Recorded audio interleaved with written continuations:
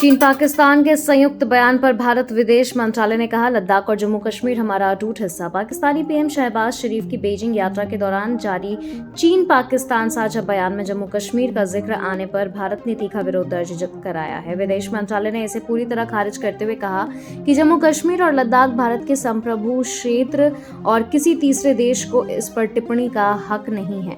भारत ने संप्रभुता के उल्लंघन का हवाला देते हुए पीओके से गुजरने वाली चीन पाकिस्तान आर्थिक गलियारे प्रोजेक्ट का भी कड़ा विरोध किया है। चीन पाकिस्तान का नया पैतरा बीजिंग यात्रा में शहबाज शरीफ को मिला शी जिनपिंग का साथ। एससीओ अध्यक्षता के लिए भी मिला समर्थन। पाकिस्तान के प्रधानमंत्री शहबाज शरीफ की बीजिंग यात्रा के बाद चीन और पाकिस्तान ने एक संयुक्त बयान जारी किया है, जिसमें एक बार फिर कश्मीर मुद्दे को उछालने का प्रयास किया गया है। साझा बयान में चीन ने कश्मीर विवाद को द्विपक्षीय समझौते और संयुक्त राष्ट्र सुरक्षा परिषद के प्रस्तावों के तहत सुलझाने की वकालत करते हुए पुराना रुख दोहराया है। इसके अलावा दोनों देशों ने बहुध्रुवीय विश्व व्यवस्था पर जोर दिया और चीन ने शंघाई सहयोग संगठन के अगले अध्यक्ष के रूप में पाकिस्तान का खुला समर्थन किया। जल्दी जल्दी भागो, हम जेल में रखकर नहीं खिलाएंगे। अवैध घुसपैठियों पर भड़के पश्चिम बंगाल के सीएम शुभेंदु अधिकारी। पश्चिम बंगाल के मुख्यमंत्री शुभेंदु अधिकारी ने राज्य में अवैध रूप से रह रहे बांग्लादेशियों और रोहिंग्यों को कड़ी चेतावनी देते हुए तुरंत देश छोड़ने को कहा है। उन्होंने स्पष्ट किया कि जनता का पैसा इन्हें जेलों में खिलाने में बर्बाद नहीं किया जाएगा और पुलिस को इन्हें सीधे वापस भेजने के निर्देश दिए गए हैं। इसके साथ ही राज्य सरकार ने सभी जिलाधिकारियों और अवैध नागरिकों की पहचान कर उन्हें डिपोर्ट करने के लिए विशेष होल्डिंग सेंटर बनाने की जगह चिन्हित करने के लिखित आदेश जारी किए हैं।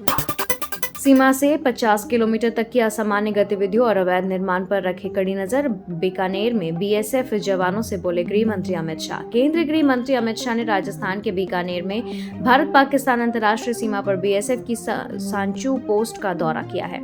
प्रहरी सम्मेलन को संबोधित करते हुए शाह ने जवानों से पारंपरिक ड्यूटी से आगे बढ़कर नए सुरक्षा आयामों पर काम करने का आह्वान किया। उन्होंने बीएसएफ को सीमा से लगे 50 किलोमीटर तक के दायरे में किसी भी अस्वाभाविक जनसंख्याई बदलाव और अवैध निर्माण पर नजर रखने तथा सिविल प्रशासन को सूचित करने के निर्देश दिए।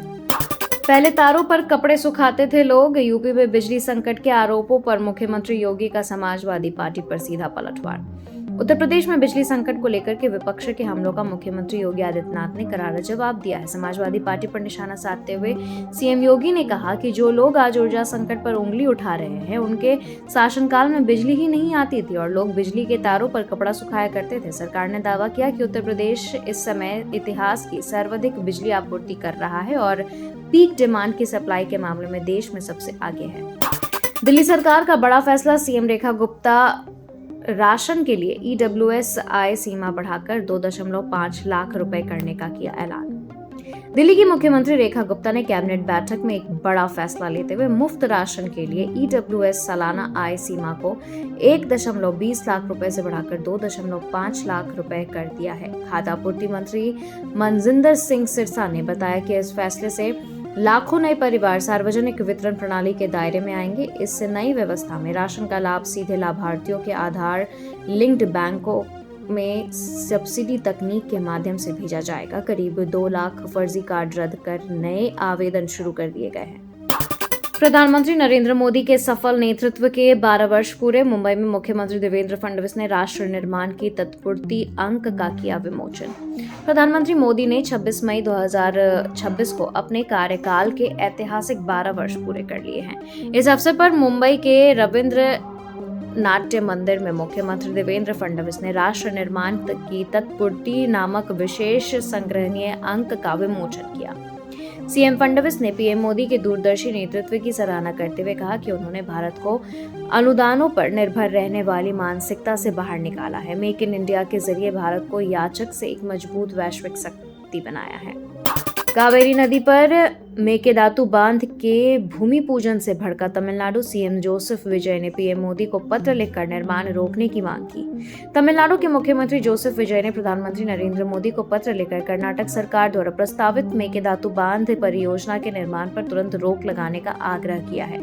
सीएम विजय ने कहा कि कर्नाटक के उप मुख्यमंत्री डीके शिव कुमार द्वारा किया गया भूमि पूजन का फैसला सुप्रीम कोर्ट और कावेरी जल विवाद न्यायाधिकरण के आदेशों का उल्लंघन है। उन्होंने कहा कि नदी क्षेत्र के अन्य राज्यों की सहमति के बिना बनने वाले इस जलाशय से तमिलनाडु के लाखों किसानों की आजीविका संकट में आ जाएगी। कर्नाटक में मुख्यमंत्री बदलने की अटकलों को पूरी तरह निराधार। दिल्ली में खड़गे और राहुल गांधी के साथ बैठक के बाद केसी वेणुगोपाल का बयान। कर्नाटक के नेतृत्व परिवर्तन को लेकर चल रही राजनीतिक अटकलों पर कांग्रेस ने विराम लगा दिया है। दिल्ली में कांग्रेस अध्यक्ष मल्लिकार्जुन खड़गे और राहुल गांधी के साथ हुई अहम बैठक के बाद राज्यसभा सांसद केसी वेणुगोपाल ने बताया कि यह बैठक केवल आगामी राज्यसभा और एमएलसी चुनाव की रणनीतियों पर केंद्रित थी। बैठक में सीएम सिद्धरमैया और deputy CM DK Shivakumar भी मौजूद थे। वेणुगोपाल ने स्पष्ट किया कि मुख्यमंत्री बदलने की अफवाहें पूरी तरह गलत और आधारहीन हैं। यूपी में 28 मई से बदलेगा मौसम का मिजाज। धूल भरी आंधी और हल्की बारिश को लेकर मौसम विभाग का येलो अलर्ट जारी। मौसम विभाग के अनुसार 28 और 29 मई से मौसम में बदलाव शुरू होगा। इस दौरान आंशिक बादल छाने के साथ हल्की बारिश होने की संभावना है। ऐसे में गरज चमक और तेज हवाओं की संभावना रहेगी, जिनकी गति 40 से 50 किलोमीटर प्रति घंटा और कुछ समय 60 किलोमीटर प्रति घंटा तक हो सकती है। मौसम विभाग ने बारिश का येलो अलर्ट जारी किया है।